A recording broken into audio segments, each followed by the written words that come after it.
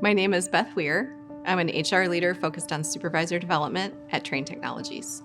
I work out in our plants, understanding what our supervisors and other operations folks need to continue to learn and grow and develop. What I love about my job is the people. I get to work with folks in our production facilities all across the Americas region. It's just a really fun job to be out like where the product actually gets made and helping the people that are making it. I felt really supported through my career journey, just in the mentors that I've had, the leaders that we have at the company.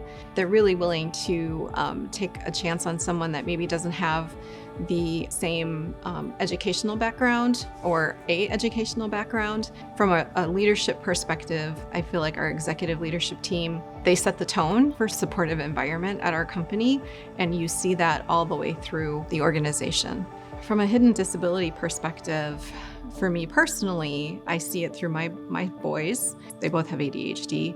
And so as a parent, I see that. It never occurred to me that I was going to have one, that I was going to have a condition that resulted in the loss of hearing. I also have a condition that's called Meniere's disease. It results in severe vertigo. The support I got from my manager, his manager, was just amazing. I have coworkers just drop what they're doing and come and say, what can I do to help you? What do you need?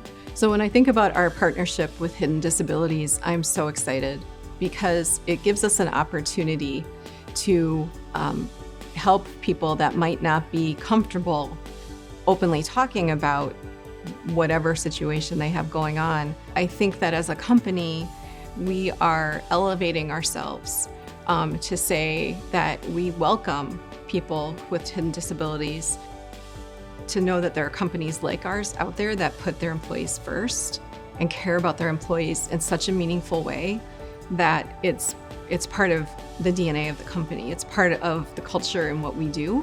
We're making an impact and a difference. To be even just a little piece of that is really powerful.